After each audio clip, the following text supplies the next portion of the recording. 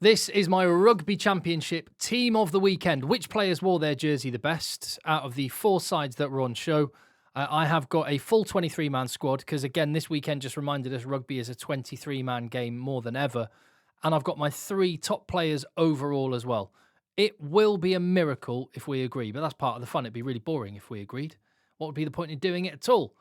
There were some positions where there are some really good players that haven't even made it, and there are other positions where, to be honest, I was scratching my head. Who should I put in? So please let me know what you reckon. And particularly, what I'd love to know in the chat is your top three players overall in kind of bronze, silver, gold fashion. Who were your top three of the weekend? Let me start with jersey number 1. I've gone for Ox Unche. Unreal demolition of New Zealand's scrum consistently throughout the game, and more so as the game went on, and he was joined by Vilko Low. So I had to give it to the mighty Ox at loosehead prop. Let me know what you think of that. In the front row alongside him, exactly the same number 1 and 2 jersey as last week. I've gone last round, I've gone for Julian Montoya. His first half performance especially, he's such a talisman for Argentina. He never seems to have a bad game. And rock solid set piece and just heroic amount of work that he gets through every single game. So Julian Montoya, I'd give a shout for Samasoni Takiaho. Billy Pollard, I thought, had a decent game as well for Australia. And Jan-Hendrik Wessels, when he came on, looked quite promising too. Two South African props, surprise, surprise, with what they did, particularly Vilko Low when he came on. I think he came on with only 20 minutes to go. But in that final 20 minutes, South Africa had something crazy like 80% possession. And part of it is because they just dominated and won penalties from all of the tight exchanges, including that scrum where Vilko Low Quadzilla went to work. So for that alone and that 20-minute performance, I've got him in. Other tight end props, Fletcher Newell did okay. Tyrell Lomax looked a bit rusty when he came back. Sclavi, average. Taniela Tupou had an absolute shocker. So, Vilko Low is my man. Second row, Scott Barrett, 80 minutes, captain's performance, line-out steals, massive work rate. He was just... It's not just... Sometimes the stats don't tell you everything. Like, if you just look at tackle stats and meters made in carries and stuff, that's fine. But the amount of pressure Scott Barrett put on the breakdown and slowing South Africa up a little bit, that doesn't show up in stats. It was huge. I thought his performance was brilliant. And alongside him, what a combination they made in this game. Tupu Vai'i, again, stealing lineouts, work rate around the park, turnovers at jackal time, pressure on the breakdown, just a menace. I thought he was huge for New Zealand. So it starts to build a picture when 4, 5, 6 are all New Zealand. It sort of reminds you how that game went. Simon Parker did not play like a guy who was in only his second test match at international level. He was brilliant. And just putting his shoulders in, his pretty substantial shoulders, into some big shots. There was one carry where I think it's where Tupu Vai'i gets a turnover and Marco van Staden has a proper run-up and makes... his ball carries were good, Marco van Staden. Give a shout for him. He carried it back hard and Simon Parker stopped him dead. And as a result, Tupu Vai'i was able to get in over the ball. I thought he was huge as well. I forgot to give it in the second row a little shout for Pedro Rubiolo and Nick Frost, who I thought were both really good. And in the back row, Marcos Kremer, unlucky not to get the 6 jersey. He was an animal for Argentina. He was opposite, for Argentina, Fraser McWright, who probably the best jackler in world rugby. He was immense. He was so good. It's just... he's got a kind of talismanic impact for Australia and he comes up with big plays in big moments. And huge performance from him in the 7 jersey. And you might be thinking, hold on a minute, Ardi Savia was wearing 7. He's got to be in, surely. I've shifted Ardi Savia over to number 8. He played a chunk of the game at number 8. That's my justification. But mainly, McWright and Savia had to be in that back row. Quacker Smith off the bench was really good. Wallace Satiti, not quite back to full match fitness yet, but he showed promising signs, reminding us what he's capable of. That is my pack. Let me know what you think. Let's move into the back line. And this was a tough call because there were different types of performances. Nick White, he played 47 minutes, and Tate McDermott came on and did really well as Australia mounted their comeback. But actually, without Nick White's performance in the first half, Australia might have been dead and buried by half-time. I also thought Cobus Reinach made a massive impact when he came on for South Africa. My scrum half, however, goes for Finlay Christie. His box kicks were so important when you watched through that game again. The conditions were difficult. Territory was absolutely paramount.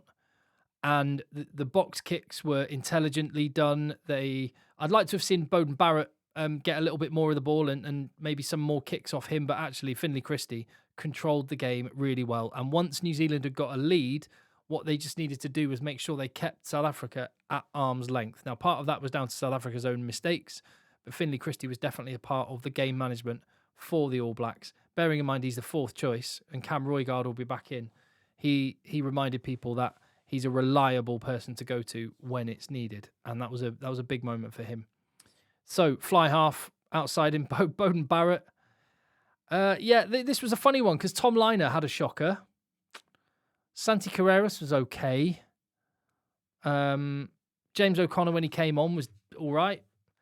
Andre Pollard did lots of nice things. Amazing 50-22. Made some errors as well. Passing into touch, slipping over. Sasha FM looked pretty handy. I think Beauden Barrett controlled the game, and he had some big plays when it really mattered. That 50-22 from him was really big. And some of the little dinky kicks, some of the little nudges through. Quite like the variety that Beauden Barrett was coming up with. It's going to be interesting when Richie Mwunga comes back. What do New Zealand do? Centre, Santiago Chocobares is so good. That line he cut for the Bautista Delghi try was just chef's kiss. It was sublime. And he's brilliant on attack, really quick, strong and tough in defence.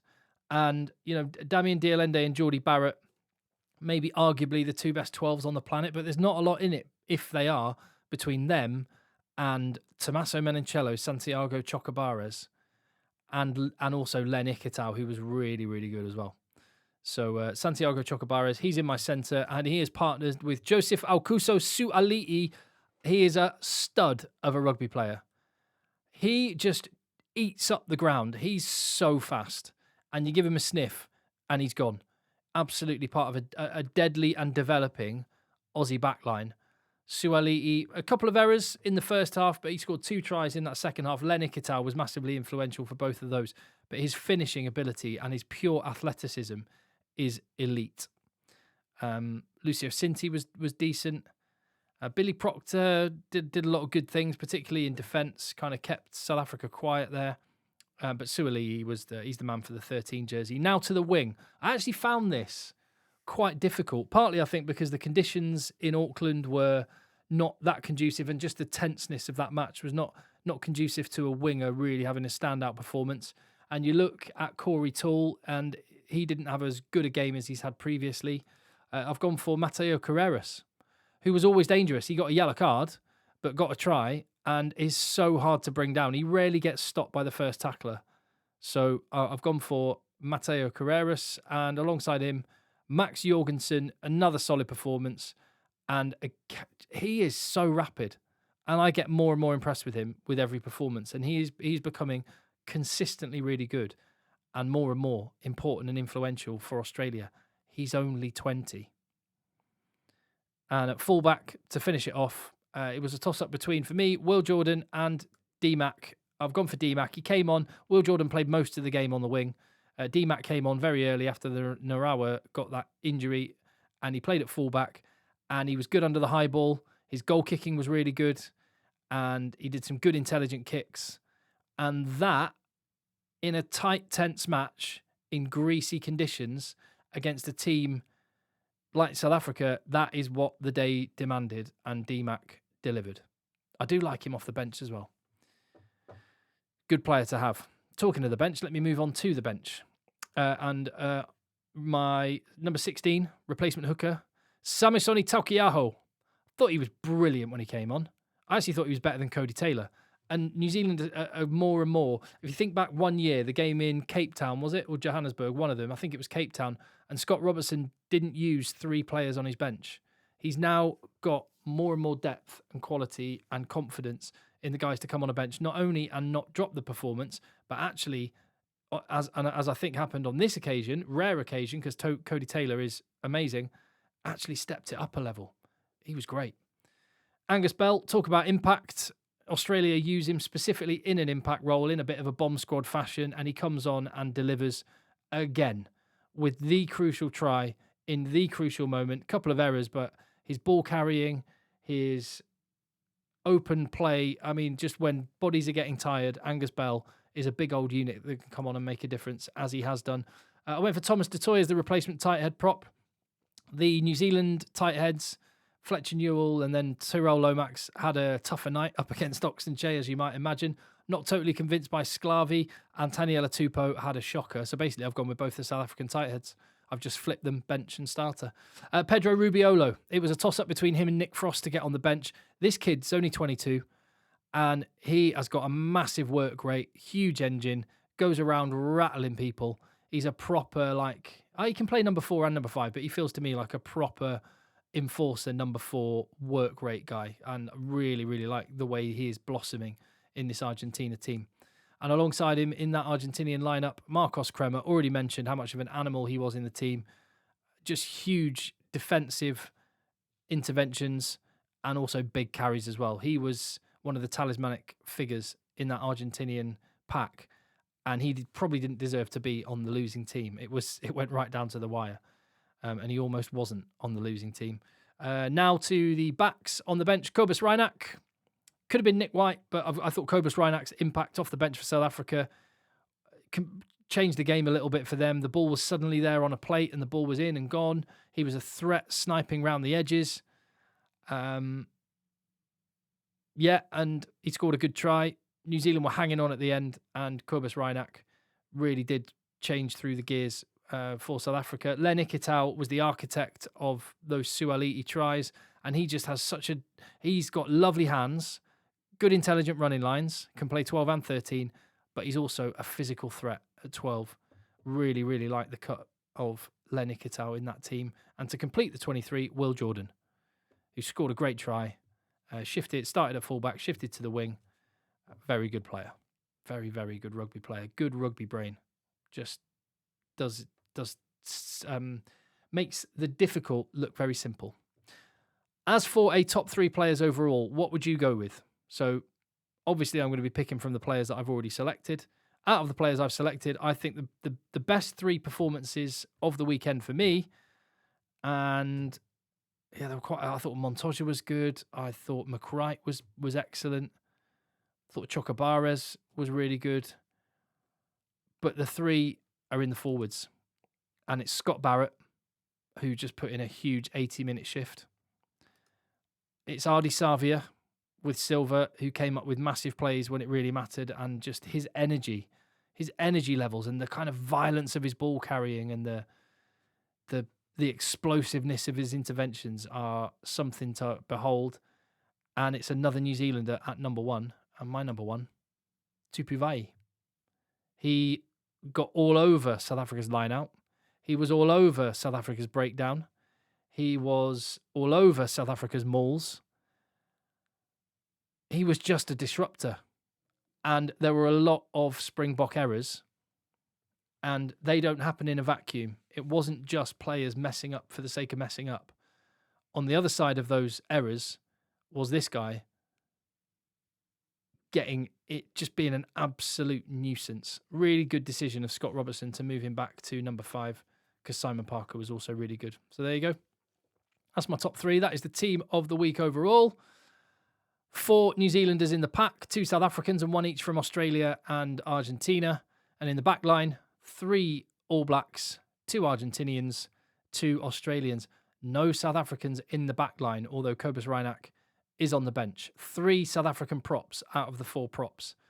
And that is 75% of the South African representation, which does tell a bit of a tale of how it was for them. They had one area of dominance and everything else went a little bit wrong. For New Zealand, they really fronted up in the pack And Barrett, Vai, Parker and Savia, huge part of that, although they need to improve because their scrum was under pressure. Halfbacks, they controlled the game in difficult conditions. Argentina and Australia have got wild attacking backs. And yeah, both the centres, both the wingers from that match. And DMAC, another decision maker, goal kicker, who came on and did the business. So that's my thoughts. Like I say, it'd be a miracle if we agreed. But that's my call. Let me know yours. I'll see you on the next one.